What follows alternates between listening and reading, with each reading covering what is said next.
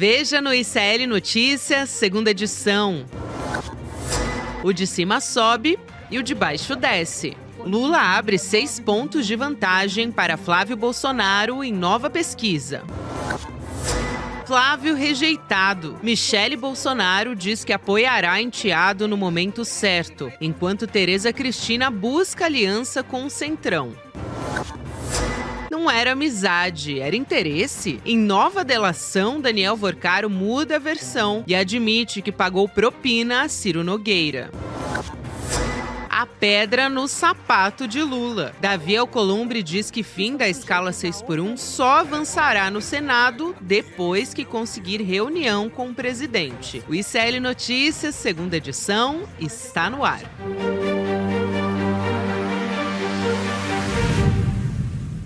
Olá, boa tarde. Seja muito bem-vindo, seja muito bem-vinda. O ICL Notícias, segunda edição, está começando, meu povo. Chegamos na metade da semana, dia 10 de junho de 2026. Ao meu lado já tem o meu fiel amigo, companheiro, escudeiro Chico Sá. Opa, sempre aqui, sempre na área, Postos. Gabi. É só chamar que a gente chega. Hoje, boa Chico, tarde. Boa tarde para todo mundo, claro, mas o nosso Boa Tarde especial hoje é para a Rádio TV Semear, que também faz parte da rede de parceiras do ICL, mostrando a diversidade da nossa rede de retransmissão aqui. Se você quiser participar, você pode e deve mandar um e-mail para a gente, retransmissão@icl.com.br, na região lá do Paraná, na cidade de Sarandi, Chico Sá. Opa, que coisa boa, Sarandi. Hoje fomos para o sul. Conosco, fomos para o sul. Não, você vê que todo dia é norte, sul, centro-oeste, coisa boa. Estamos tomando o Brasil inteiro. Muito bem, então a gente dando boa tarde aqui para a nossa rede de parcerias que continua aumentando a cada dia. E também a gente vai ver daqui a pouquinho, a nossa equipe está preparando os alertas climáticos do INMET. Todos os dias aqui no ICL, né, Chico, a gente tem falado sobre o El Niño. Olha só, a gente colocando aqui no mapa mais uma vez, essas áreas que estão em amarelo são a de perigo potencial e em amarelo, perigo. Então, numa escala um pouco maior, né? Que já chama mais atenção. Ontem também falamos aqui no programa que a região norte do país estava com alerta para tempestades. Então, hoje, mais uma vez, a gente chama a atenção aqui para as áreas, principalmente em laranja, de perigo e amarelo, perigo potencial, com o efeito do El Niño, que está para acontecer agora em julho. É claro que a gente fica em alerta em todo o nosso país. O El Niño, que normalmente, né, Chico, traz a expectativa de secas para a região nordeste e para a região sul, de muita chuva, tempestade, muitas vezes enchentes também, dependendo da situação de cada cidade, está preparado ou não, se investiu na precaução para que as cidades também tenham condições de lidar com toda essa enchente, né, com toda a chuva que está prevista para acontecer. E o problema do El Niño, a gente entendeu ontem também com a aula, é que não dá para saber exatamente o que vai acontecer. Tem uma previsão, mas a previsão não é precisa, né? Daí a importância, né, dos cuidados que os governos, né, seja municipal, estadual e federal, devem ter em relação a essa questão, né? Você pega, por exemplo, o Rio Grande do Sul, que passou por todo aquele estrago, e não deixa de ser uma tragédia climática, né? O que se tem notícia, o que se sabe é que o Estado não cumpriu o que deveria ter cumprido em matéria de prevenção para um possível novo acontecimento, né? O que que ocorre? Aí vem agora uma nova história do mesmo gênero e vai se perguntar às autoridades, e aí, ninguém cuidou? Deixou correr solto? Por isso que é importante a gente bater nesse tema todos os dias. É isso, Chico. Eu vou pedir muito rapidamente para colocar no mapa mais uma vez aqui para a gente a previsão do INMET, porque tem umas plaquinhas, se as pessoas quiserem observar, dá para entrar também no site do INMET para ver essas previsões, né, de perigo potencial, porque além da cor, que é o que chama atenção para a gente de perigo e de perigo potencial, as plaquinhas, elas dizem o que está acontecendo em cada região. Então, Na região norte e nordeste tem previsão ali de chuvas intensas, mais para baixo, na região sul, de tempestade e ali mais na região central, pega um pouco de Belo Horizonte, também sudeste, um baixa pouco do umidade. Paraná, né? Isso, um pouco do Paraná também, baixa a umidade, Chico. É a previsão para hoje do nosso Instituto Nacional de Meteorologia. E seguimos aqui para falar de Brasília, da nossa política brasileira. Havia uma expectativa sobre aquela história da redução da maioridade penal de 18 para 16 anos. A Comissão de Constituição e Justiça da Câmara aprovou hoje uma proposta de emenda à Constituição que reduz justamente a maioridade penal, 18 para 16. Essa proposta ela foi aprovada por 44 votos favoráveis e 18 contrários. O que acontece na prática? Essa PEC faz com que adolescentes de 16, 17 anos de idade, acusados de crimes hediondos, aqui eu estou falando de homicídio, estupro e latrocínio, passem a responder criminalmente perante a justiça comum e possam ser condenados à prisão. Hoje, como é que funciona? Os menores de idade, menores de 18 anos, não respondem pelo Código Penal e estão sujeitos a medidas socioeducativas que estão previstas no Estatuto da Criança e do Adolescente. Com essa aprovação, o presidente da Câmara dos Deputados, Hugo Motta, deve criar uma comissão especial para debater o conteúdo dessa proposta. Os governistas, eles argumentaram que a PEC desfigura um dos direitos e garantias fundamentais da nossa Constituição, um trecho que não poderia ser alterado, que a gente chama de cláusula pétrea, porque não pode mudar. E o relator, o deputado bolsonarista Coronel Assis, disse que a PEC não afronta a Constituição e tratados internacionais ratificados pelo Brasil. Vamos chamar Luiz Costa Pinto, diretamente de Brasília, para entender melhor essa história. A gente conversou sobre isso ontem aqui também. Lula, seja bem-vindo, bom falar contigo aqui no N2. Boa tarde, Gabi, boa tarde, Chico, boa tarde quem está nos ouvindo e nos assistindo. Gabi, Chico, essa é uma velha guerra ideológica que nós temos no centro da política brasileira, desde a Assembleia Nacional Constituinte, em 87, 88, essa questão da maioridade penal, ela já estava colocada e já colocava em confronto vários dogmas dos diversos lados da política brasileira. É um tema para o qual o lado mais moderno, né, o lado mais social, de preocupações mais humanitárias, né, de quem atua na política, tem uma visão de que não deve mudar, não precisa mudar, porque esse não é o problema sobre a mesa. Não é a idade das nossas crianças, porque hoje, com 18 anos, você é um pós-adolescente, você, em alguns casos, em razão, as pessoas enxergam esse tema apenas do lado ruim do problema, né, do lado das questões que têm que ser corrigidas do ponto de vista do conjunto da sociedade, e não do outro lado do que temos, do como nós falhamos com a nossa infância, como nós falhamos com a nossa adolescência, né, e que tipo de educação o Estado brasileiro pode oferecer às diversas camadas da população. Isso vai ser discutido agora, espero que mais a fundo, na comissão especial da Câmara dos Deputados. Se a Câmara dos Deputados não caçar o debate, como virou norma lá dentro, de você, dentro do Congresso como um todo, de você aprovar mudanças constitucionais sem o respeito do interstício de uma semana que estava previsto na própria Constituição de 88 também, né, que está previsto, que foi revogado em razão da pandemia e se tornou hoje o Congresso brasileiro, o parlamento, aonde a sociedade devia discutir a fundo esses temas, virou um local de se passar o trator e a patrola, né, sem debate com a sociedade. Exato, né, Chico? A gente falava ontem exatamente esse ponto que o Lula Sim, trouxe sim, aqui, né? não, o Lula foi direto ao ponto. Exato. Olha, até a eleição, a extrema-direita vai tirar da gaveta todo e qualquer projeto nessa área de segurança e na área dos costumes. É tanto que o Senado já votou aquela questão do aborto em casos de violências como estupro, etc. A Damares já tirou da gaveta.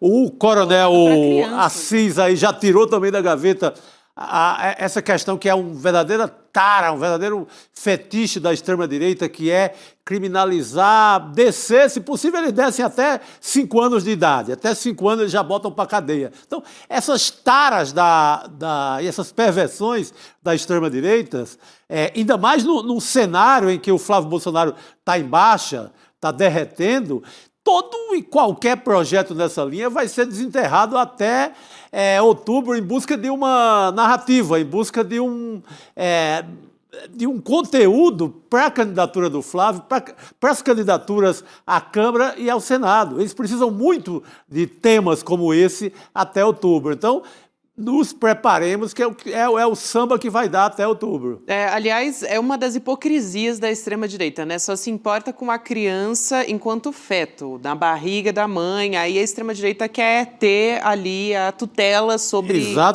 esse corpo. Aí quando nasce, depois disso, aí dane-se. Né? Redução da maioridade penal, passa por cima direitos de criança e adolescente. Exatamente. Aí vamos prender, vamos colocar numa masmorra em qualquer lugar aí do sistema prisional e por aí vai. Exatamente. Agora, eu sei que a gente está com muitos temas aqui para discutir e um programa curto para tanta coisa que a gente tem que falar aqui. Quero já ir direto para a nossa pesquisa Genial Quest, que foi divulgada hoje, apontando que o presidente Lula lidera as intenções de voto para a eleição presidencial, tanto no primeiro quanto no segundo turno, contra o senador Flávio Bolsonaro. Vamos ver os números aqui. Então, a gente coloca o primeiro turno, na tela. Lula aparecendo na liderança com 39%, Flávio Bolsonaro 29%.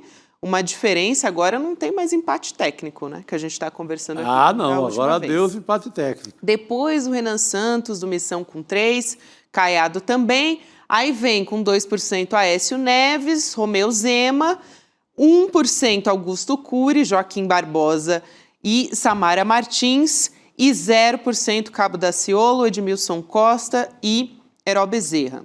Aliás, aqui trazendo, né, esses números do primeiro turno, daqui a pouquinho a gente vai olhar para o segundo turno também, porque eu acho que vale a pena já mostrar como Lula e Flávio Bolsonaro também estão apresentando uma diferença, a famosa boca do jacaré, que está se distanciando também.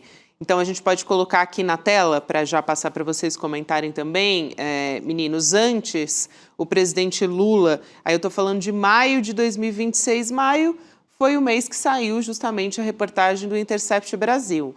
O presidente Lula aparecia com 42, agora aparece com 44 no segundo turno, e o Flávio Bolsonaro, que aparecia em maio com 41, agora aparece com 38% das intenções de voto para presidente. Primeira vez, né, Lula, que a gente vê uma pesquisa depois daquele efeito do Flávio Bolsonaro atacando a soberania brasileira, indiretamente por meio do governo Donald Trump, principalmente o efeito pós-Pix, que é o nosso Zé Gotinha, né? Um dos nossos Zé Gotinhas. Isso. Gabi, se você tiver aí as planilhas que mostram os outros ensaios de segundo turno, com o Caiado, com o Zema e, sobretudo, com o Renan Santos, eu queria que você mostrasse, porque é interessante, essa pesquisa Quest, ela consolida aquela ideia que nós sempre tivemos, que nós vínhamos conversando e que apavorou desde a primeira hora o Flávio Bolsonaro e que colou na sociedade. A sociedade que ele construiu de amizade e financeira com Daniel Vorcado. Além disso, já essa pesquisa flagra também a repercussão do Tariflávio, do fato de ele ter ido pedir, né, na Casa Branca a imposição de tarifas extras aqui e também a perseguição ao PIX, né, no Brasil. Isso colou no Flávio Bolsonaro, que despenca nessas pesquisas. Agora surge, né, no coração da pesquisa, lá no fundo, vem surgindo a força de um personagem que está se consolidando na cena política, que é o Renan Santos, né, do partido Missão, que é um partido mínimo, é um partido muito pequeno, mas que parece que neste momento está surfando na onda, de momento. O Renan Santos é herdeiro daquele MBL, aquele movimento que surge na sociedade como a célula golpista, né, de 2016, financiada pelos partidos tradicionais, porque ele recebeu dinheiro, sim, do PMDB, na época partido, né, do Michel Temer, que estava dando o golpe na Dilma Rousseff, o golpe do impeachment sem crime de responsabilidade, mas o Renan Santos surge aí com 31% de intenções de voto no eventual segundo turno, mostrando que o que está vago nesse momento é o lugar de oposição à direita ao presidente Lula, ao governo do presidente Lula.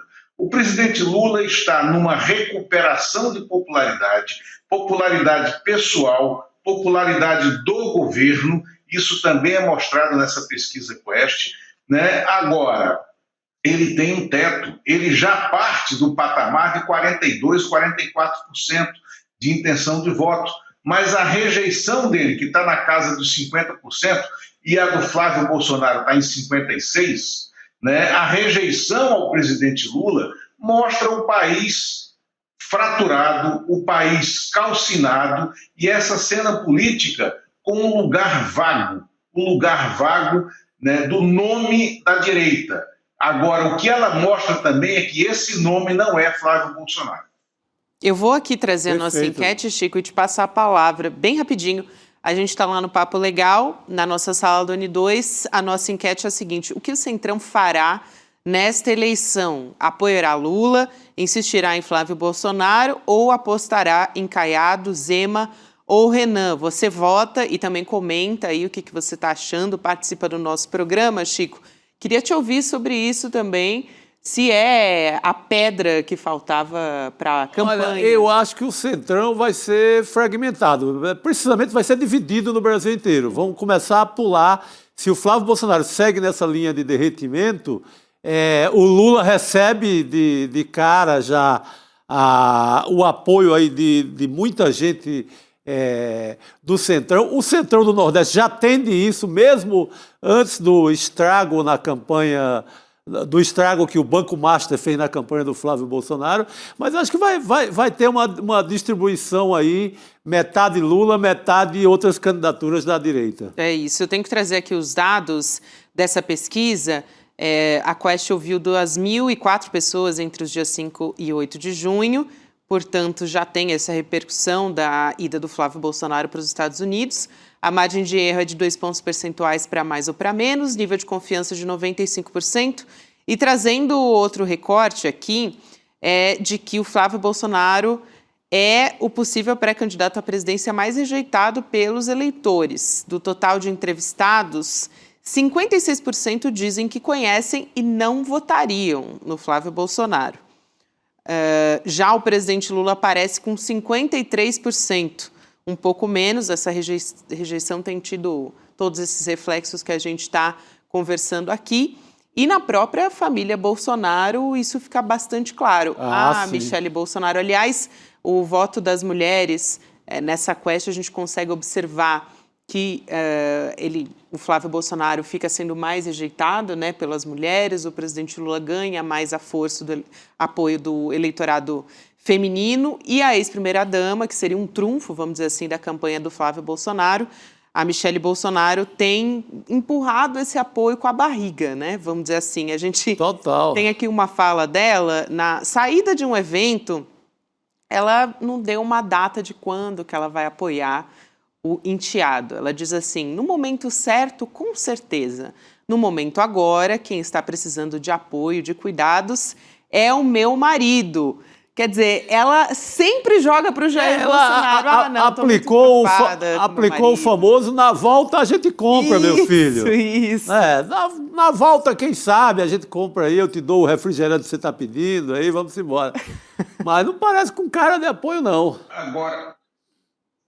Agora deixa eu interpretar essa fala, tá? Porque eu ouvi ela falando. Então, foi com uma entonação um pouquinho diferente, Gabi. Como ela foi a entonação? Assim, Quero ouvir você imitando. No momento certo, né?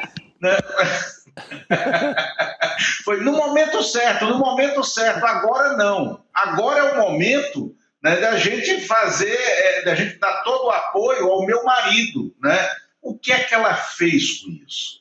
Foi o segundo movimento na política local daqui de Brasília, porque o primeiro foi no dia 30 de maio, né, na casa do deputado Alberto Fraga, amigo do peito de Jair Bolsonaro, aonde a Michelle debutou como candidata a presidente da República pelo PL. Ela transitou num local, numa festa controlada, onde tinha a bancada da bala, a bancada da Bíblia, a turma raiz do PL e até o ex-governador de Brasília, José Roberto Arruda, que é candidato a governador de novo pelo PSD do Kassab e com chances, se a justiça o liberar para essa candidatura, e eu acho que vai liberar.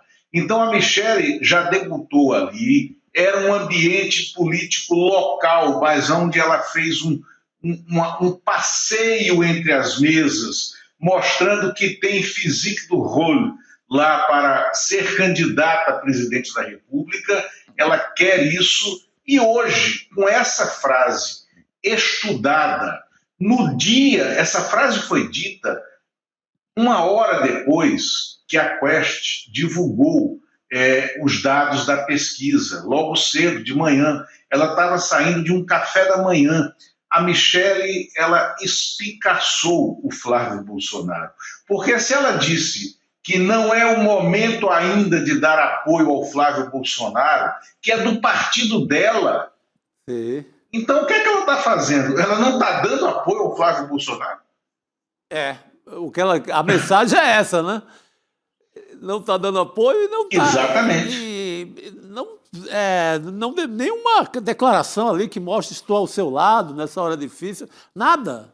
Nem apoio, nem solidariedade, nem nada. Aí da outra vez também teve uma risadinha meio de canto ali, dizendo, você vai ter que perguntar para o Flávio, né? Que perguntaram, o que você está achando, Michelle, da história do Banco Master, né? Perguntaram da Vaza Flávio para ela, falou, não, aí você vai ter que perguntar para o próprio Flávio.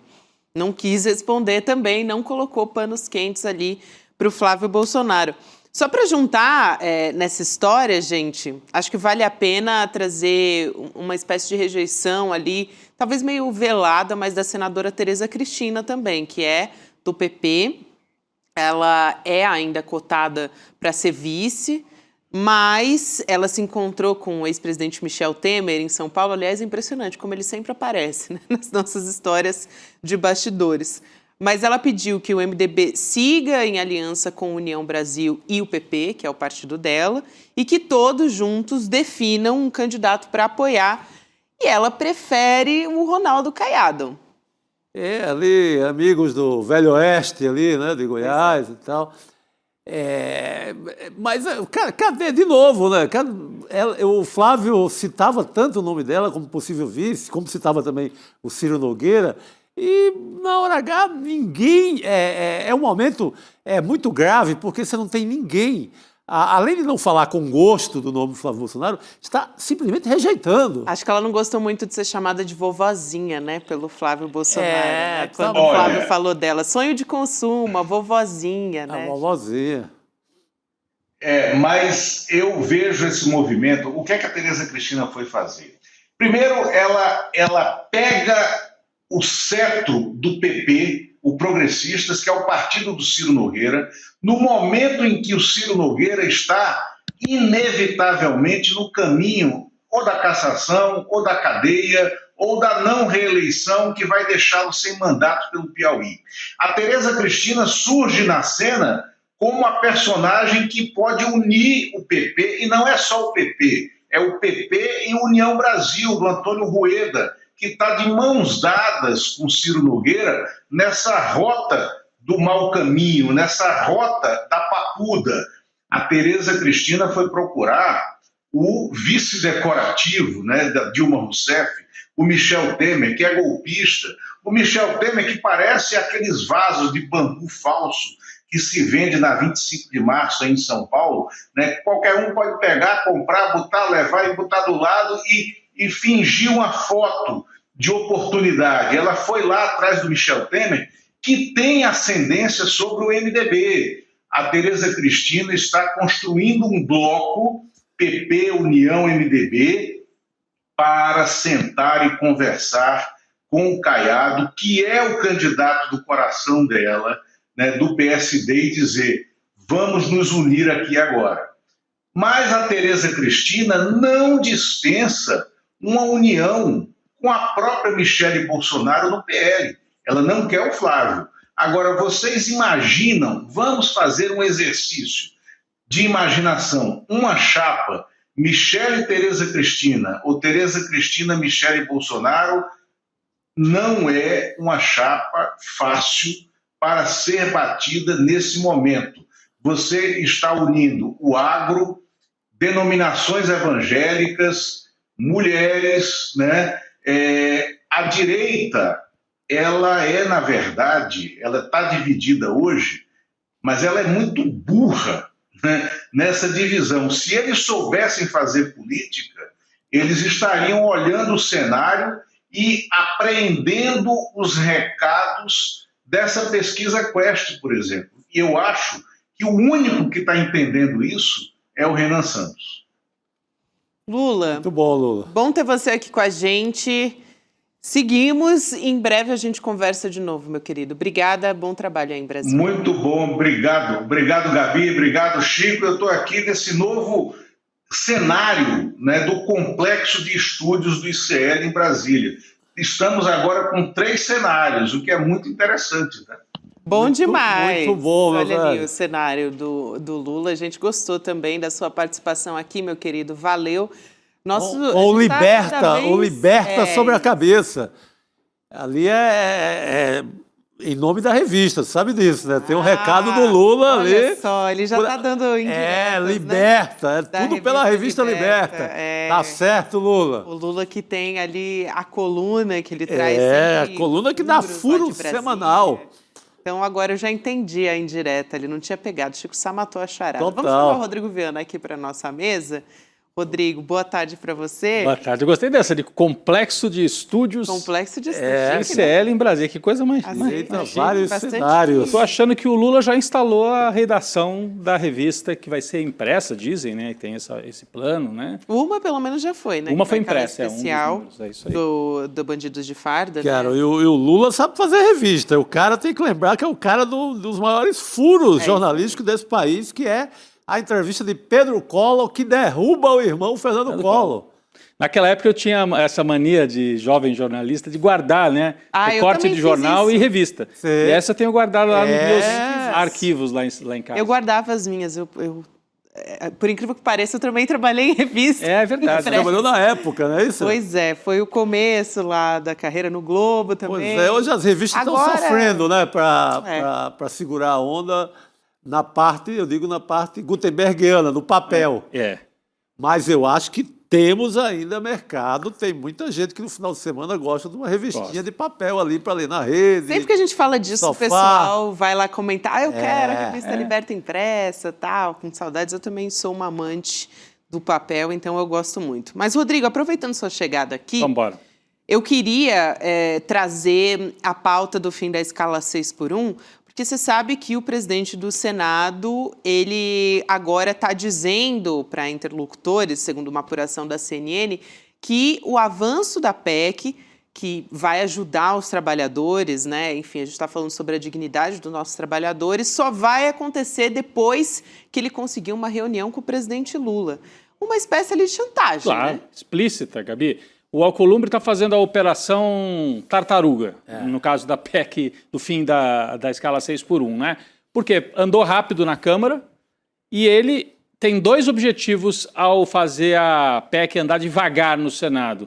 Primeiro, agradar os amigos dele, as pessoas que financiam as campanhas dele, os empresários, uma boa parte, que estão contra essa PEC. Então ele se apresenta como, vejam só, eu sou um aliado de vocês, lembrem de mim na hora que eu for renovar meu mandato, nós estamos juntos, eu faço o jogo de vocês. Então, é agradar os empresários, a burguesia, né, usando a palavra mais tradicional, a burguesia brasileira, e com isso se apresentar como um despachante. O Luiz Costa Pinto citava o Temer como essa espécie de despachante político também dos interesses da direita, e o Alcolumbre quer se apresentar. Eu sou o despachante preferencial no parlamento para vocês. Isso de um lado. E de outro, para ele mesmo, porque ele está preocupado com as investigações do caso Master, até onde que elas podem avançar, e quer usar todos os trunfos que puder para negociar com o presidente Lula. Talvez usando aquela cabeça de bolsonarista, porque o Bolsonaro mandava parar a investigação na Polícia Federal, queria trocar delegado, mandava parar a investigação contra os filhos no Rio, achando que pode pedir para o Lula, olha, me poupa aí, pô.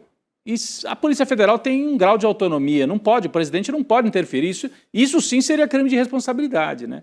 Mas ele está nessa operação de negociar com o Lula, né, amenizar a investigação para o lado dele e arrancar vantagens também, porque como ele colidiu, bateu de frente com o Lula, ele precisa manter os cargos, aquelas pessoas nomeadas que ele tem dentro do governo. Então, no meu entendimento, ele está nessa operação dupla aí, né? Para salvar a pele dele e para se apresentar como um despachante dos interesses dos empresários. Tremendo canalhocrata, como diria o Bezerra da Silva. Essa é boa, hein? Ele está fazendo um papel canalha, né, com a classe trabalhadora brasileira. Depois da aprovação do fim da 6x1 na Câmara, ele fazendo esse papel. É um papel ridículo, é um papel desprezível, né? E eu acho que os senadores que vão precisar renovar o mandato ou concorrem a alguma coisa esse ano, tem que ficar espertos, senão eles vão ser engolidos nessa manobra safada do Alcolumbre, porque o Alcolumbre não precisa de voto esse ano. Mas outros precisam. Outros precisam. Tanto é que o Romário ligou aqui, a assessoria dele ligou rapidamente. Romário correu para... Todo mundo precisa, muita gente precisa de voto. Então, se continuarem caindo nesse conto de agradar a Fiesp, agradar a Casa Grande, agradar a burguesia nacional, tirando um dia de folga dos trabalhadores, isso pode ser um suicídio nas urnas. Sem dúvida, sem dúvida. Gente, vamos seguir aqui trazendo o replay da nossa aula de ontem. Eu disse que tem muita notícia para trazer, a gente já tem um convidado aqui também que está esperando, mas só para te lembrar que você ainda tem um tempinho aqui para assistir o nosso replay da aula de Super El Ninho. Só que o site, gente, avisar aqui o pessoal das nossas tardes que é do N2. Então, você vai em icln2.com.br para ter acesso à nossa aula, que já está com o replay liberado. Então, anota esse compromisso na sua agenda. A gente teve mais de 100 mil pessoas, ou melhor, quase 100 mil pessoas acompanhando ao vivo essa apresentação. Que maravilha! Para falar do El Ninho. Depois da aula com o Guy McPherson, também teve um debate ali entre o Edu Moreira e o Leonardo Boff. Um beijo para o nosso queridíssimo Leonardo Boff. E também o geógrafo e comunicador Bruno Araújo, que tem aquele perfil Bruno pelo Clima, falando a respeito disso. Em breve também teremos outras surpresas. O Edu até já trouxe aqui uma surpresa, né? Mas eu não vou adiantar aqui para vocês, depois eu conto. Mas o replay está liberado, então anota aí na sua agenda icln2.com.br para acompanhar este replay que está disponível por tempo limitado. Vamos trazer assunto ligado à segurança pública aqui.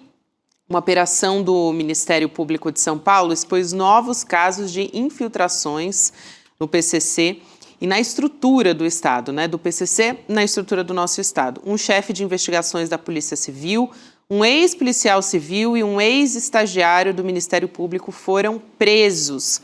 As investigações apontam que o chefe dos investigadores estaria envolvido num plano para assassinar o promotor Amaury Silveira Filho, do Grupo de Atuação Especial de Combate às Organizações Criminosas. A operação prendeu o ex-estagiário e o ex-investigador da Polícia Civil no esquema de extorsão de investigados. O ex-estagiário, que atualmente é advogado, é suspeito de usar bancos de dados do MP para identificar criminosos e extorquir dinheiro deles em troca de suposta proteção nas investigações. Eu vou chamar aqui o nosso convidado, que é o Almir Felite, pesquisador, autor do livro História da Polícia no Brasil. Almir, prazer te receber, seja bem-vindo ao N2. Bem-vindo. Prazer poder participar aqui do ICL Notícias mais uma vez, e sempre com esse tema da segurança pública importantíssimo, cada vez mais importante para o cenário político brasileiro, né?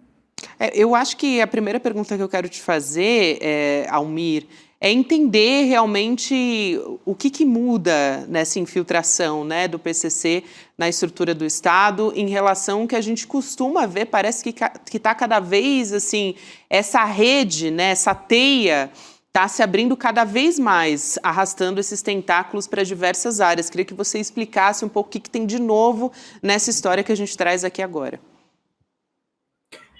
Gabriela, apesar aí, né, até do nome da operação, né, os infiltrados, e desse termo que tem sido usado, né, da infiltração, eu queria jogar assim uma outra luz sobre esses casos, todos esses casos que têm aparecendo de relação entre PCC, Estado, PCC e policiais, porque muitas vezes a gente acaba usando, né, a expressão infiltração. E eu acho que isso dá um pouco uma dimensão errada de qual problema nós estamos enfrentando aqui em São Paulo, né? Porque quando a gente fala em infiltração, passa um pouco aquela imagem, né, de que talvez o PCC estaria ali formando seus próprios policiais, né, de alguma forma pagando cursos, né, para que seus membros, aí seus já membros da facção, ingressassem nas instituições policiais.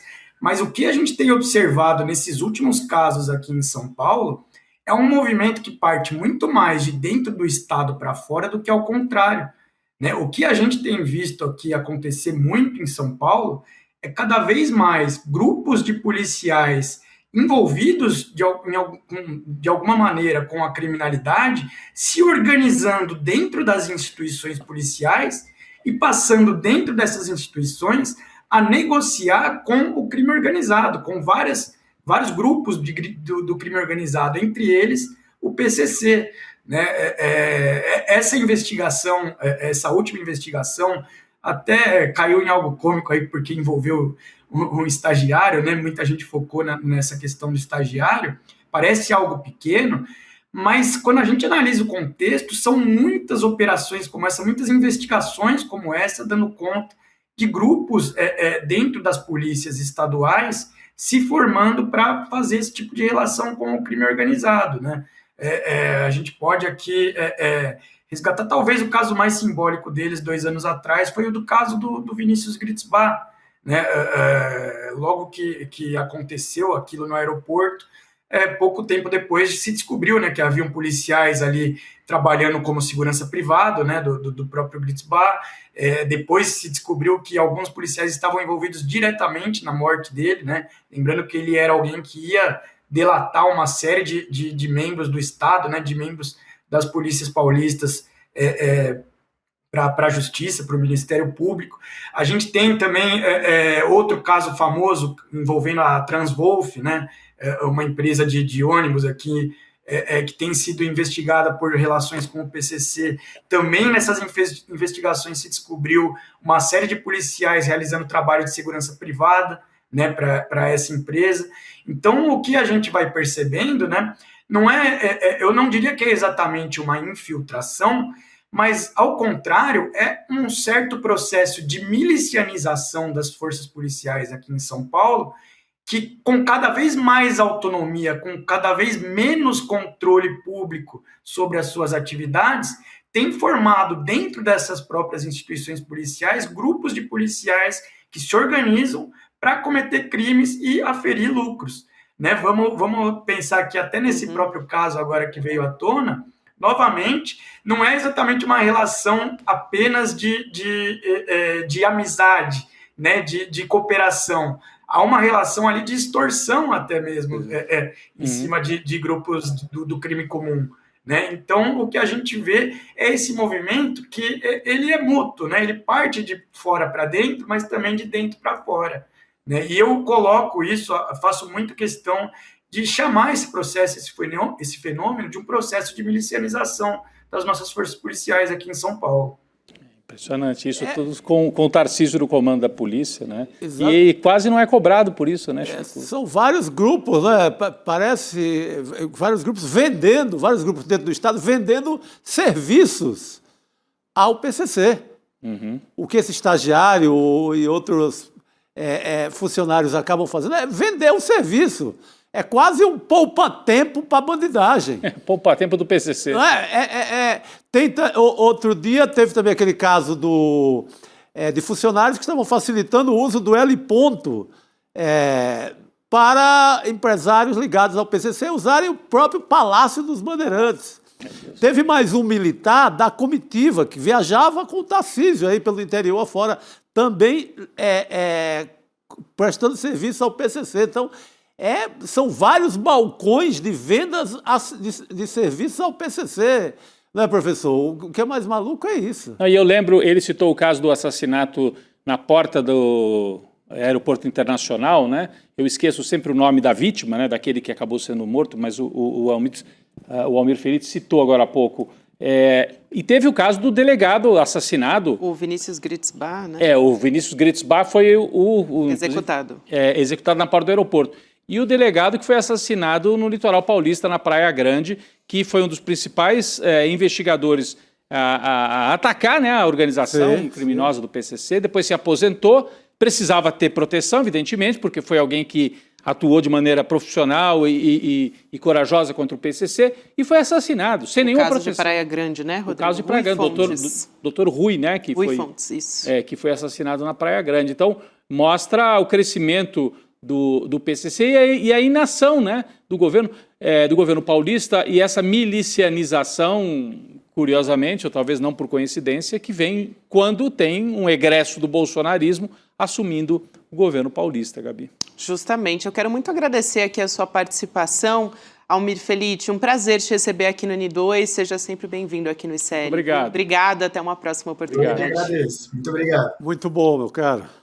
Aliás, a gente está falando aqui sobre essa questão do PCC. Eu queria trazer um outro assunto aqui, que é, na verdade, mais um rolo envolvendo o Banco Master. Opa. Né? Um repasse de 102 milhões de reais feito pelo Master de 2023 a 2025, que pode conectar o banco do Daniel Vorcaro a um setor suspeito de ligações com o crime organizado, o varejo de postos de gasolina.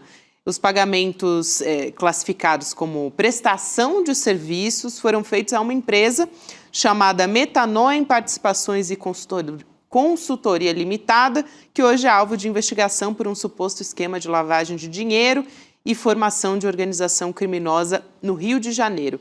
A sócia administradora da firma, a Rose Evelyn Machado Coité, é apontada pelo Ministério Público Federal como dona de uma rede de postos operada por meio de laranjas. Então, desde a deflagração da Operação Carbono Oculto, que começou em agosto do ano passado, né, as investigações têm avançado justamente sobre a infiltração do crime organizado no setor de combustível e no sistema financeiro, na Faria Lima também. A gente falou sobre isso aqui no N2 muito já, mas ainda não tinha vindo a público o repasse direto de dinheiro do Banco Master no varejo de postos de gasolina. Então é mais um desdobramento dessa história. Só para trazer aqui o posicionamento, a Folha tentou contato com Rose Evelyn, não teve resposta, e a assessoria de imprensa do Vorcaro diz que a defesa dele não vai se manifestar sobre esse tema.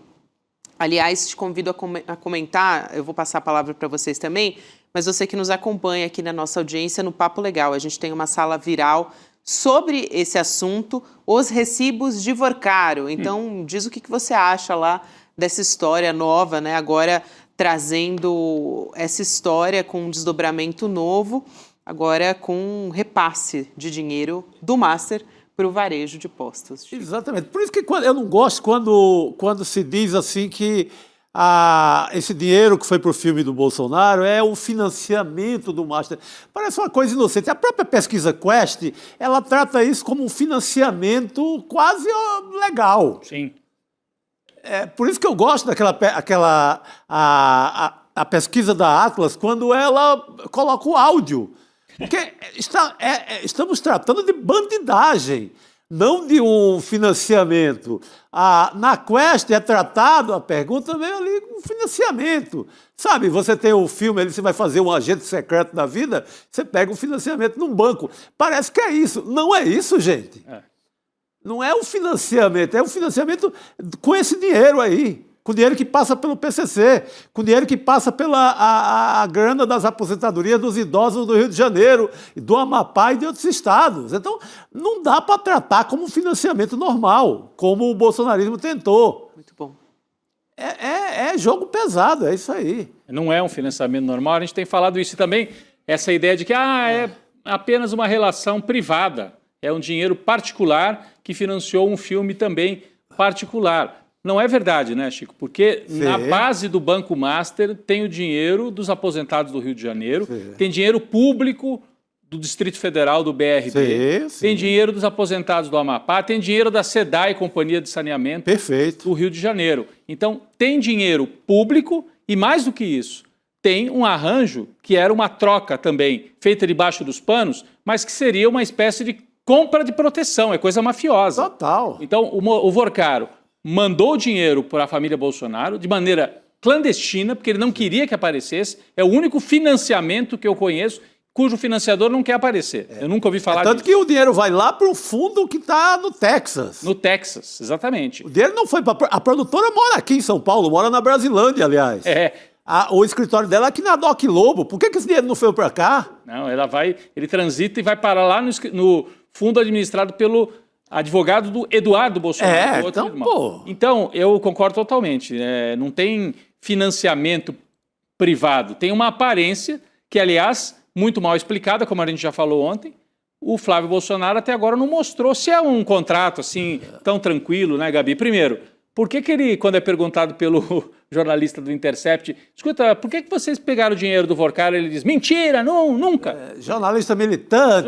Não durou 24 horas. Não durou 24 horas. Ele falou, não, recebemos sim e está tudo bem.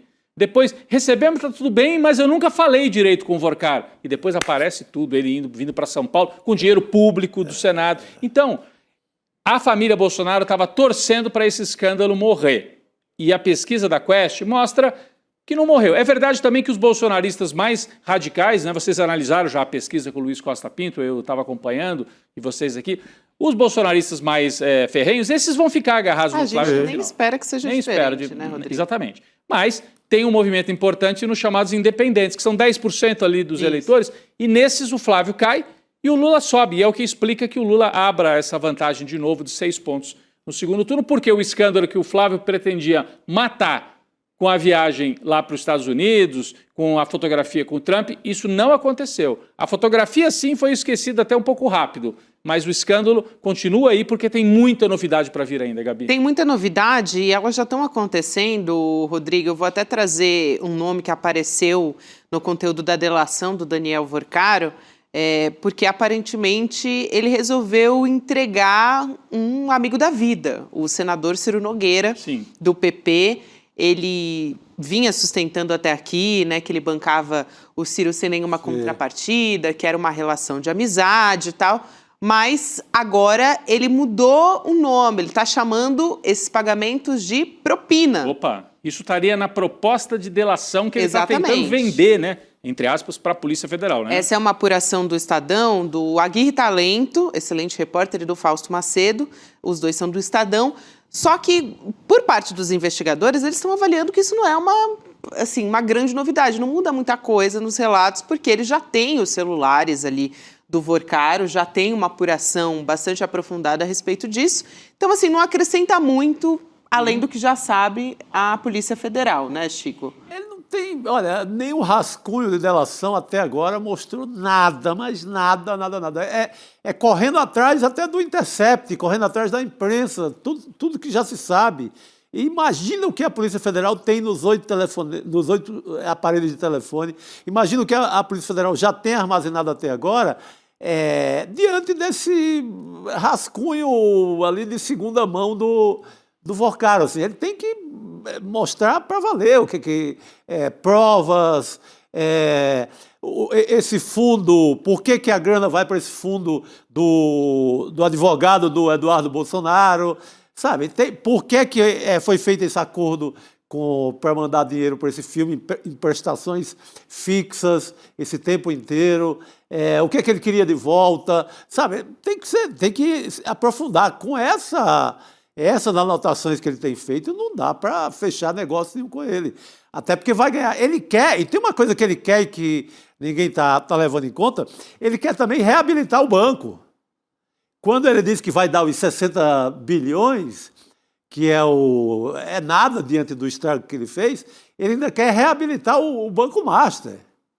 Ou seja, só quer moleza. Então, ele está usufruindo de uma prisão VIP até agora na Polícia Federal, sob essa promessa, diante dessa promessa dele de uma baita delação que até agora não veio. Então, só ele está ganhando, ganhando tempo. Eu creio que também esperando esse cronograma eleitoral, a consolidação das pesquisas. Eu creio que se o Flávio Bolsonaro entrar mesmo no inferno total, eu acho que ele queima o que tem de resto para queimar, mas ele confiava muito no Flávio Bolsonaro em salvá-lo depois, salvar o banco, tanto que ele dá esse dinheiro para o filme do pai.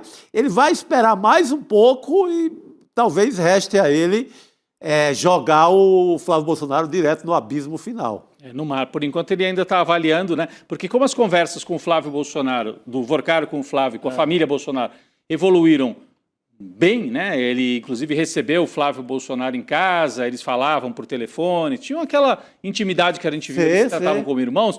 A avaliação do Vorcaro provavelmente não vale a pena me desfazer de tudo isso que já foi construído sem saber se o Flávio Bolsonaro, de repente, ganha a eleição. Então, vou esperar mais um pouco, ganho tempo, vou ganhando tempo. Se passou a Copa do Mundo, chegou agosto, setembro, o Flávio Bolsonaro continua caindo, aí eu acho que ele não vai ter outra alternativa a não ser entregar detalhes do que foi fazer Flávio Bolsonaro na casa do Vorcaro e de como é que se deram esses pagamentos, por que Heaven Gate, por que eles mandavam para esse fundo, quem é que pediu.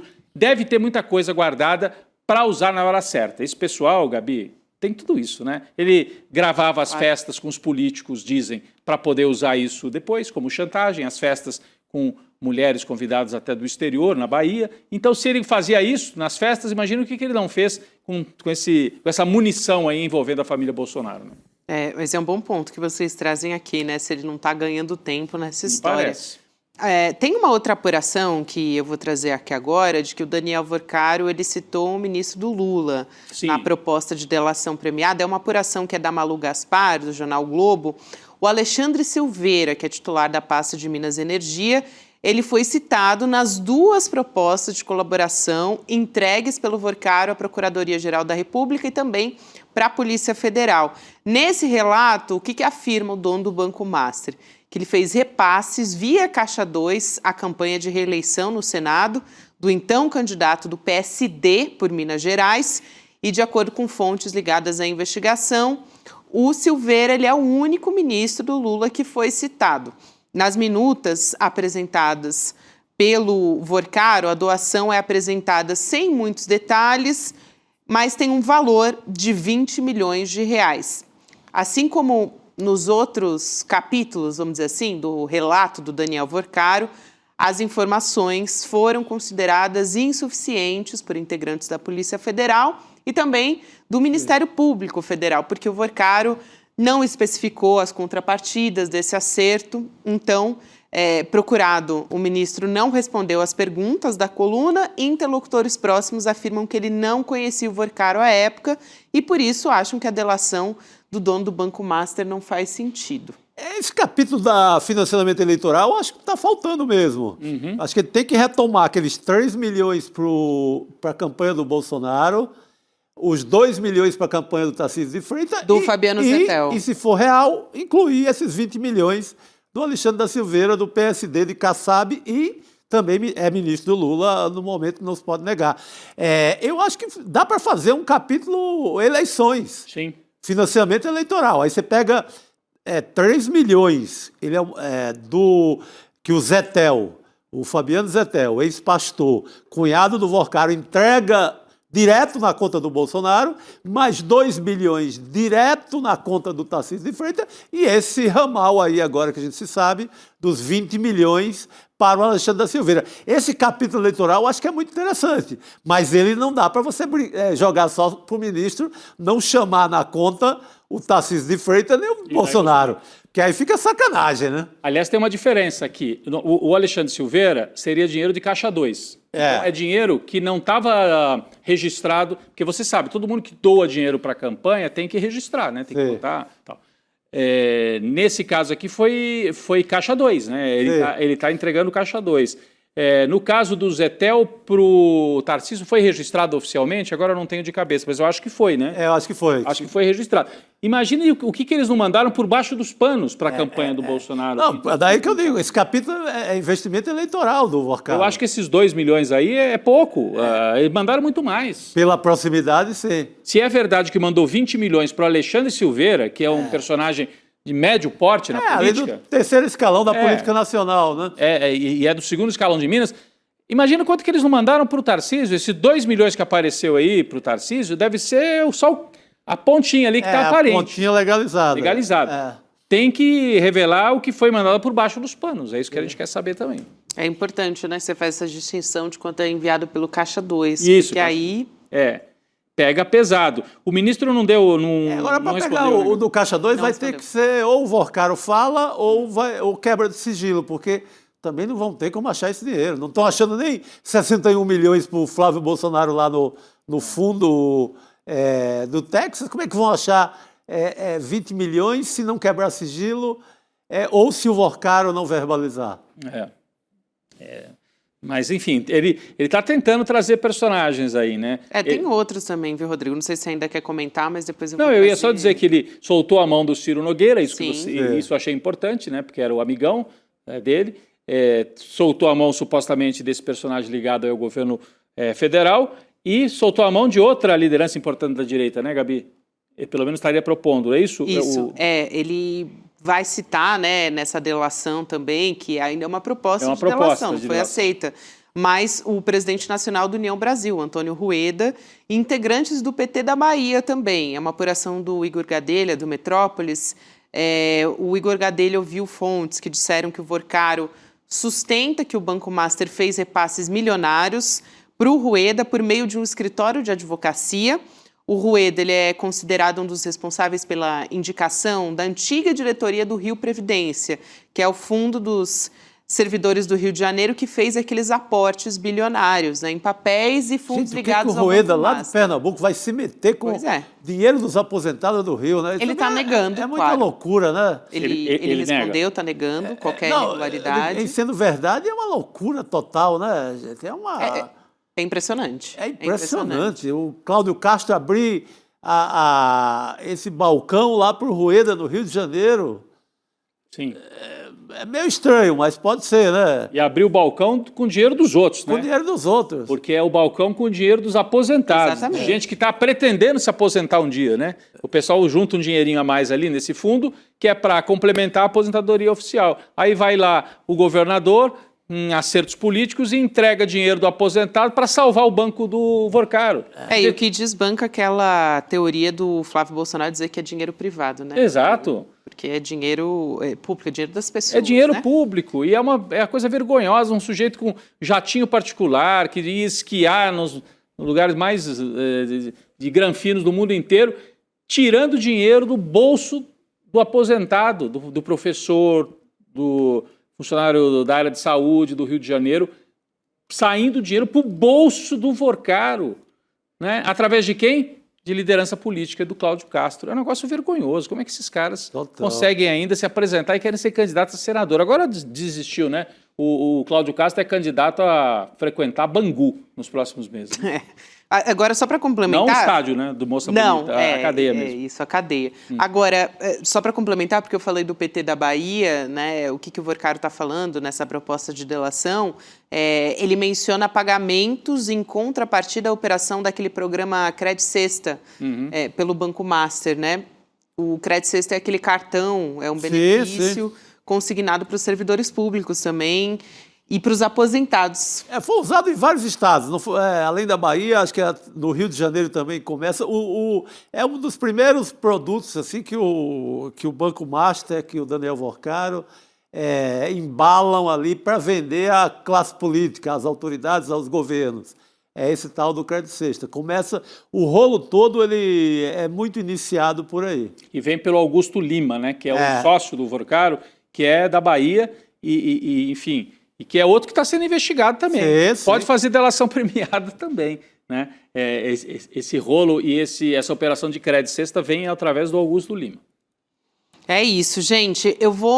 Daqui a pouco a gente vai trazer mais assuntos aqui, voltar a falar sobre essa história. Tem Donald Trump também todos os dias, claro, né? Hoje não seria diferente, mas a gente vai voltar a conversar já já. Eu só queria aqui... Agora há pouco eu falei sobre a aula do Super El Ninho, né, que ontem mais de 160 mil pessoas acompanharam ao vivo. E a gente tem também os presentes para quem se tornou membro do ICL ontem. E ainda está aberto para você que não se tornou membro do ICL participar junto com a gente e ganhar alguns presentes. Eu fiquei sabendo que o Eduardo Moreira levou o gorro do ICL aqui da redação. Porque ele viu que eu fiquei de olho ontem, acho que ele levou porque ele falou, não, senão ela vai... A gente ia usar agora, né, para fazer o jabá aqui, mas não rolou. Isso mesmo, eu tava doida para ver Chico Sá usando esse gorro. Maior estilo, cara, muito bom. Gente, ainda mais que tá frio aqui no estúdio. Hoje tá, especialmente, também. O pessoal caprichou no ar-condicionado aqui, cairia bem o gorrinho do Edu Uma Moreira. Gracinha, né, gente? Ainda mais no dia que eu cortei o cabelo, tô sentindo aqui o meu telhado já um pouco menos favorecido aqui em cima. Eu fico com frio na cabeça. Esse gorrinho é perfeito. Esse é um dos presentes. Acho que assim, para quem mora em São Paulo, então, aqui tá bastante frio, então vai ser bastante útil, além de ser muito fofo também. O gorro do ICL, eu vi o Edu usando ontem, aí eu mandei lá no grupo, falei, gostei desse gorro aí, hein, gente? Muito bom. Foi um sucesso também na nossa aula de ontem, ele está entre os presentes para os novos membros do ICL. Então, se você ainda não faz parte, vai lá em icl.com.br/gorro. Aqui já denunciando que quem fez esse site é paulista, né? Gorro. Gorro. Chamando de gorro aqui. Mas uma gracinha. Eu gostei muito. E também tem outros presentes que você descobre quando você entrar para virar membro do ICL e apoiar, claro, o nosso jornalismo independente sempre. Seguimos, pessoal? Seguimos, então.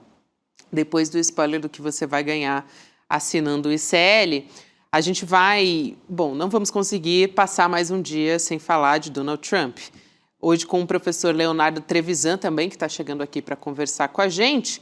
Hoje o presidente dos Estados Unidos reclamou da postura do Irã na negociação de um acordo e falou que os iranianos vão pagar o preço pela demora. Professor Trevisan, boa noite, bem-vindo. É sempre bom falar com você. Sempre dando um suspiro quando vou falar do Donald Trump, né? Mas não tem como ser diferente. Um dia depois de prever a paz, ele... Não durou muita coisa, professor. Bem, Chico, boa noite, Rodrigo, boa noite a todos que nos escutam, né? Não tem mesmo falar não falar de Donald Trump, né? Donald Trump está literalmente naquelas... Eu não sei se vocês lembram dessa expressão, né? Numa autêntica e pura sinuca de bico. Né? Total. Como se dizia antigamente na minha infância, né? É uma autêntica sinuca de bico, né? Porque, na verdade, o que se passa é o seguinte, né? Ele tem um problema concreto. Ele precisa acabar a guerra, né? Para poder ver se segura o preço de tudo nos Estados Unidos, a começar da gasolina, né? Só que o companheiro dele, né, o senhor Netanyahu, precisa da guerra. E também para o mesmo motivo que ele, para poder ganhar a eleição. Então nós temos uma situação muito, muito curiosa, né? E o Irã está olhando para essa situação e dizendo, vou tirar proveito. É disso que nós estamos falando, né? Porque para Trump a guerra precisa acabar ontem. Para Netanyahu, a guerra precisa durar pelo menos até novembro. Quando a gente olha para esse quadro, né, a gente entende perfeitamente o quanto o Irã percebeu a situação e, de certa forma, diz, bom, Agora eu quero que a situação me favoreça também. Aquilo que me foi prometido seja cumprido. É nesse contexto que a gente tem que entender as frases de hoje à tarde, né? De que o Irã é o valentão, de que ele vai pagar o preço. Né? Tudo isso é bastante relativo, né? E a gente precisa lembrar que ontem, exatamente, o mesmo presidente que hoje está ameaçando o Irã com o fogo, né? É o mesmo presidente que dizia que o acordo estava assinado. É uma questão de 1 ou 2 dias. Se não é uma sinuca de bico, meus amigos, do que é que se trata, então? Se correr, o bicho pega, se ficar, o bicho come. Né? Não, e ele está entrando no momento também, né, professor Trevisan, com a Copa do Mundo, em que ele não vai conseguir mais controlar sozinho o que muita gente chama das narrativas e tal, né? Porque a gente já está vendo que os jogadores do Irã chegaram aos Estados Unidos, não, ao México, né, porque eles nem podem pousar nos Estados Unidos, chegaram todos com um broche, né, Gabi? Não sei se você vai trazer isso mais para frente, mas eu agora há pouco via no ICL Urgente, a gente mostrou, os jogadores do Irã, professor, com o número de mortos naquele bombardeio da escola logo no começo da guerra.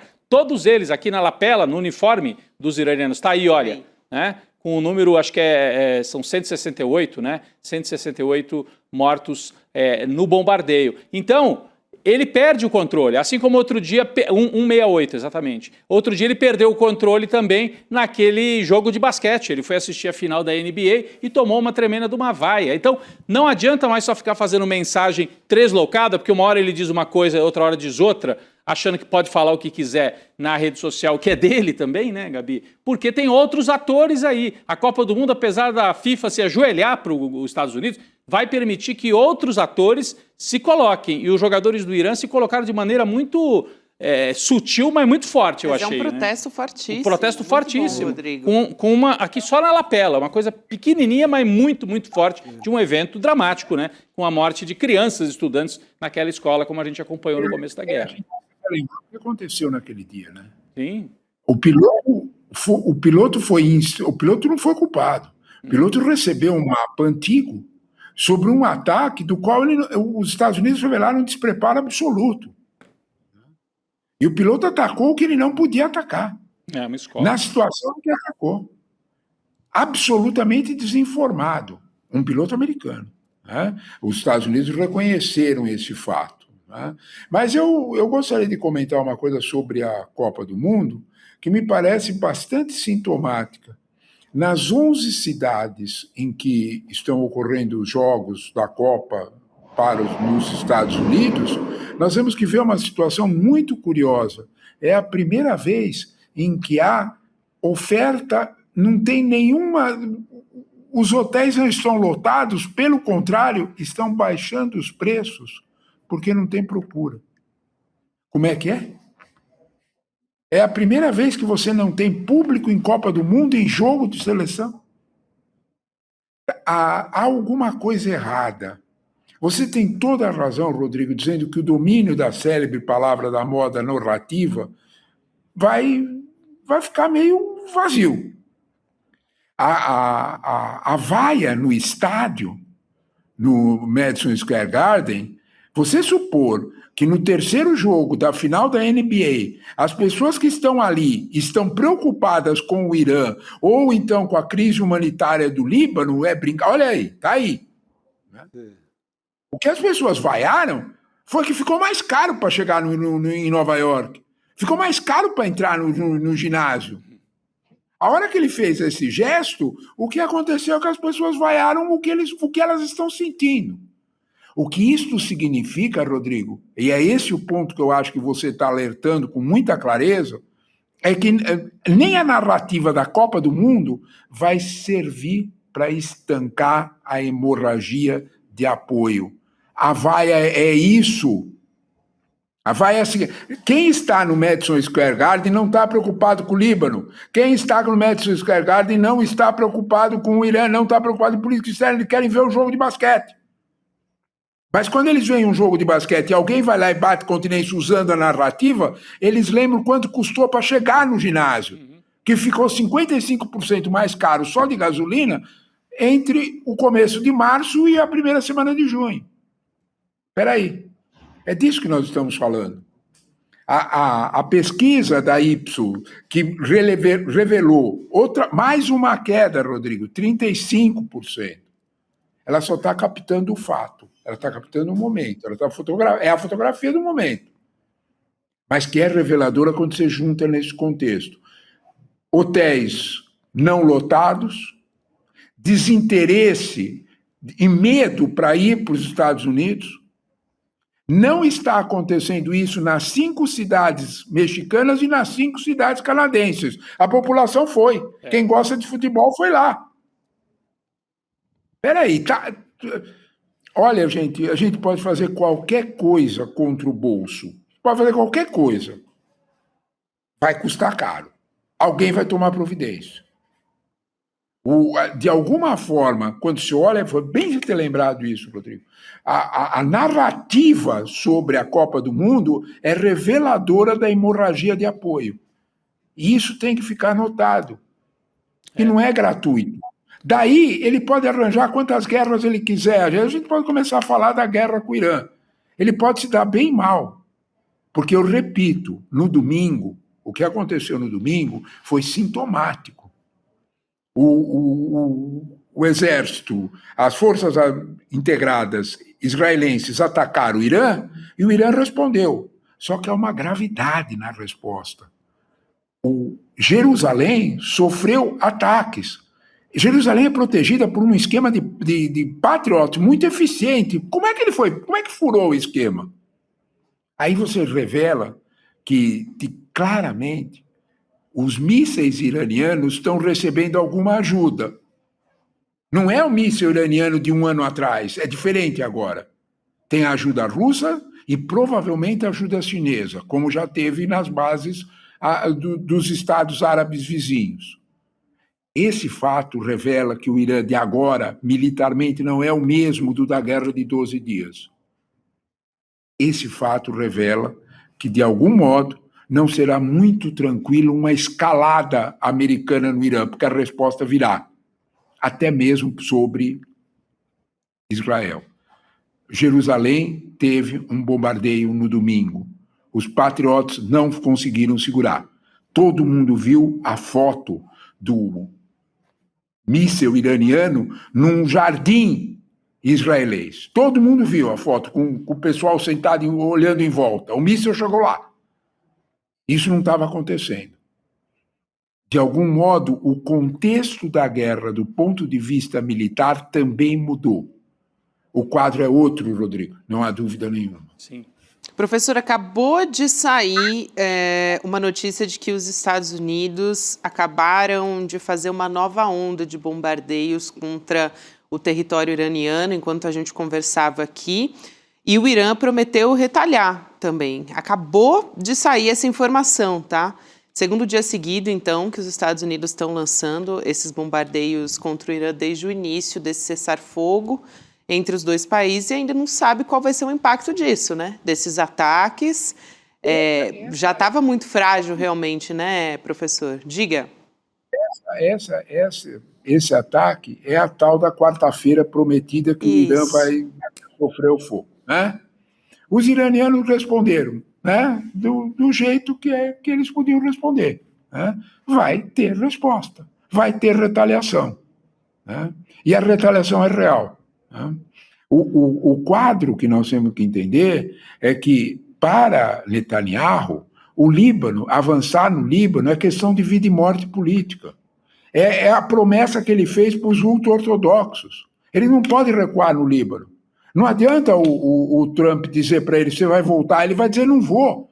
Porque se ele sair do Líbano, os ultra-ortodoxos deixam de votar nele, ele já perdeu a eleição. Vai depender de que tamanho ele vai ter essa derrota. Atenção, no Knesset, todas as pesquisas, o do Haaretz e do Jerusalém Post, de institutos diferentes, dão 54 cadeiras só para Netanyahu. São 120. Ele precisa ter 61 para ter a maioria. Os dois são 54. Aquela união da oposição pode ser que seja difícil governar, Yair Lapid e Bennett, a centro-direita com um centro mais progressista dentro do mundo Netanyahu. É possível que seja difícil governar, mas é possível também que isso defina a derrota de Netanyahu. E derrota de Netanyahu quer dizer, meus amigos, a probabilidade bastante alta dele terminar na cadeia. Eu queria complementar aqui, trazendo mais informações sobre a Copa. Agora há pouco a gente estava falando sobre isso, né? O árbitro Omar Artan, aquele que foi impedido sem justificativa nenhuma de entrar nos Estados Unidos, ele foi recebido como um herói na Somália. Tem também um levantamento que saiu no G1, mostrando que o setor hoteleiro está registrando taxas de ocupação em queda nas 11 cidades-sede dos Estados Unidos. E esses números contrastam com as cidades do México, do Canadá, né, que estão registrando um fluxo maior de reserva justamente porque eles estão recebendo essas pessoas. Né? Então, lógico que tudo isso está sendo acreditado à política do Donald Trump, de como ele está tratando o imigrante, turista, durante a Copa do Mundo. E ele foi questionado por um repórter e disse que o governo dele está trabalhando para garantir que as pessoas certas entrem nos Estados Unidos para a Copa do Mundo. É impressionante isso, né? E aí tem essa questão dos estádios. Os estádios provavelmente... A gente tem os hotéis que não estão cheios e os estádios podem ter também... muitos lugares vazios, porque... Tem ingresso disponível até agora. É um preço absurdo.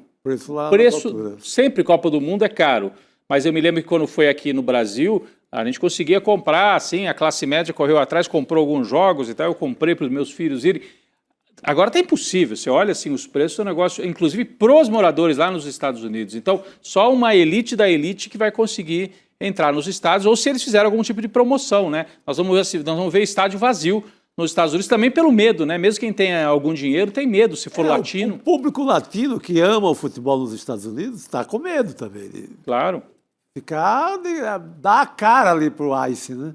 Porque é isso que ele falou. Nós vamos garantir que as pessoas certas entrem nos Estados Unidos e nos estádios também, né?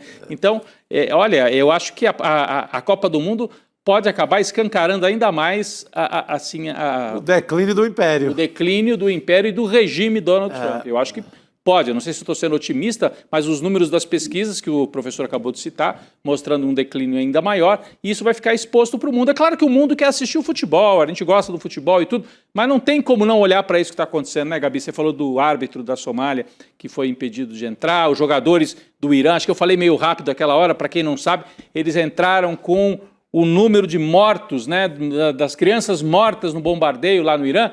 Todos os jogadores, quando desceram no aeroporto lá no México, com o número de mortos assassinados pelos Estados Unidos. Então, é um protesto forte e o Trump está fazendo com que isso seja retransmitido para o mundo inteiro, esse tipo de imagem.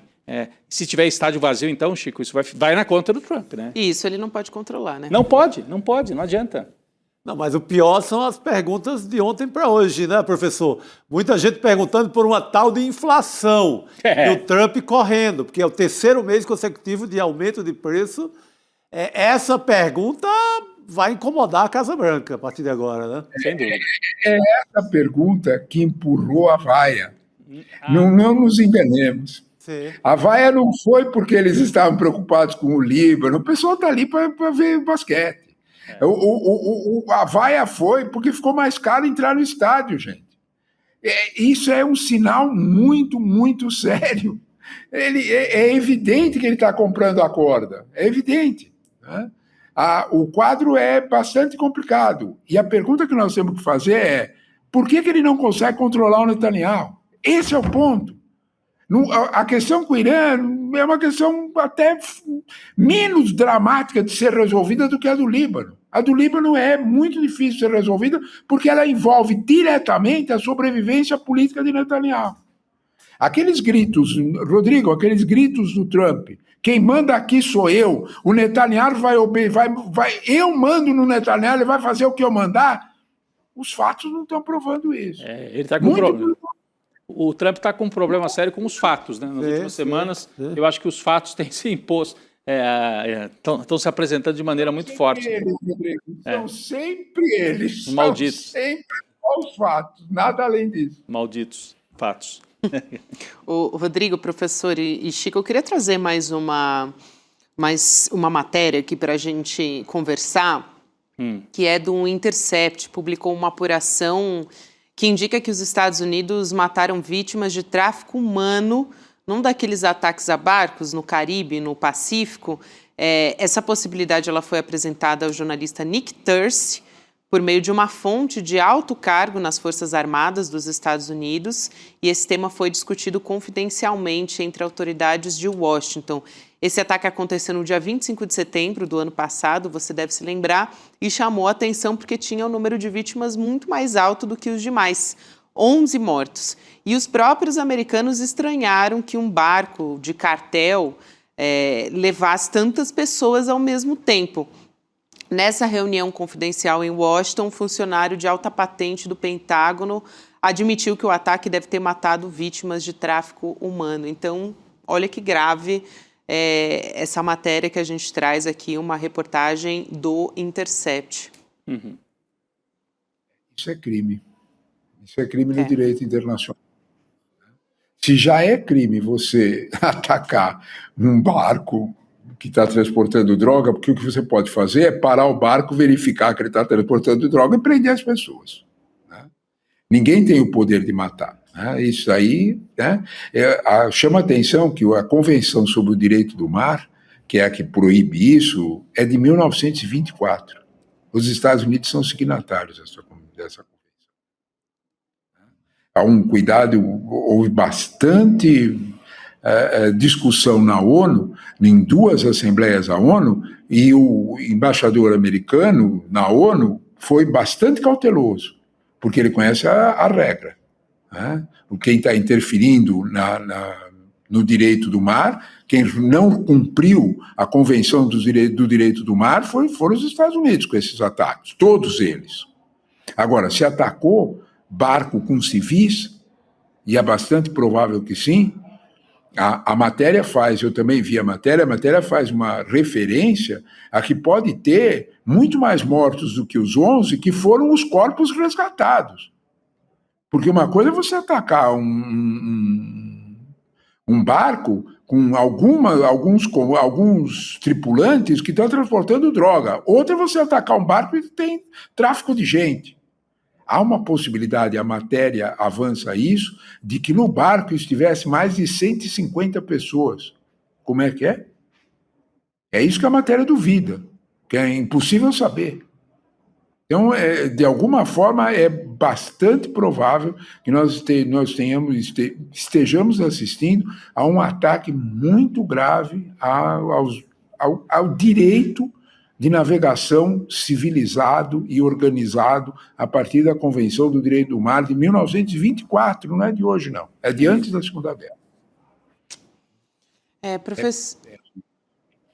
É seríssimo isso, professor. Quero muito agradecer a sua participação aqui no N2. É sempre um prazer conversar contigo, ainda que sejam por notícias, né, que parecem cada dia piores aqui conforme avança. Isso que a Copa nem começou oficialmente, né?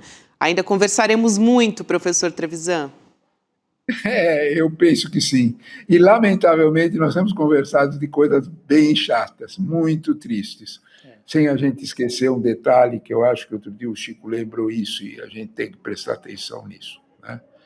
A guerra do Líbano já matou mais gente do que o Irã. Bem civis.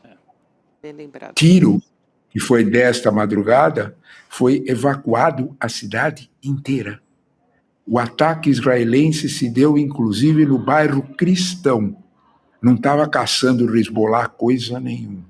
É ocupação mesmo. Então, portanto, né, a gente tem que olhar para o drama libanês com o tamanho que ele tem. Né? Excelente.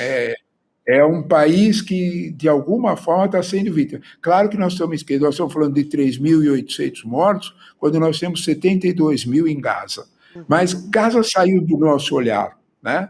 Agora é a vez do Líbano. Vamos lamentar por eles, sem dúvida nenhuma. Né? Importante, professor, fazer essa observação aqui. Muito obrigada mais uma vez, professor. Um grande abraço, até uma próxima. Boa noite, obrigado. Chico. Obrigado, Rodrigo, querido. Até mais. Vamos trazer o resultado também da nossa enquete aqui, gente, lá no Papo Legal. Muitos assuntos aqui que conversamos hoje, a gente traz agora o resultado da nossa enquete falando de eleições. O que o Centrão vai fazer nessa eleição? Apoiar Lula, insistir em Flávio Bolsonaro ou apostar em Caiado, Zema ou Renan? A maioria aposta nessa última alternativa, né? Continuar apoiando candidatos da direita, o Caiado, Zema ou Renan, 48%. E apoiar Lula ou Flávio Bolsonaro fica com 27% e 25%, respectivamente. Boa resposta. Acho que vai ficar mais um pouquinho pro Lula, pelo menos uns 30% pro Lula. Eu acho que o Centrão vai fazer as três coisas. Não, vai fazer as três coisas, sem a menor dúvida. Eu também tô com vocês nessa, gente. Vamos agradecer todo mundo também que nos acompanhou aqui no Papo Legal, no nosso chat, toda a nossa audiência, Wagner José Alves, Laudelina Moraes, Dorinha Cardoso, Angélica Maria Ferreira, e continuar aqui acompanhando agora o nosso Provocação Histórica com o nosso professor Lindener Pareto, que vai convidar a Margarete Rago hoje, conversar com ela. O centenário de Michel Foucault é o tema de hoje, políticas de subjetividade. Então acompanhe a partir agora das 7 horas da noite. É só continuar aqui na nossa transmissão que você acompanha a Provocação Histórica. Cada dia melhor aqui. É isso.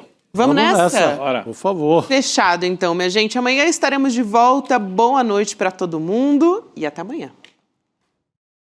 Turma, conseguimos alcançar o nosso objetivo com a aula do professor Guy McPherson na terça-feira, às 8 horas da noite. A aula gerou uma polêmica enorme.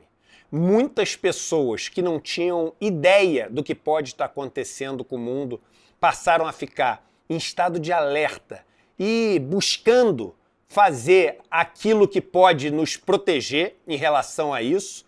Outras pessoas dizendo que aquilo é um exagero e que, na verdade, é uma questão muito perigosa, mas não naquela dimensão. E outros ainda processando tudo que foi falado. A única coisa que você não pode fazer é não assistir a essa aula. Depois de assistir, você pode ter a opinião que quiser, mas precisamos todos estar falando sobre esse tema, debatendo esse tema, porque quando acontecer, e isso nenhum cientista do mundo discorda, eles sabem que vai acontecer, a dúvida é quando, mas quando acontecer, a gente vai precisar, todo mundo está preparado para isso. Mas a gente vai deixar mais um tempo aqui, porque é uma aula que todo mundo tem que assistir.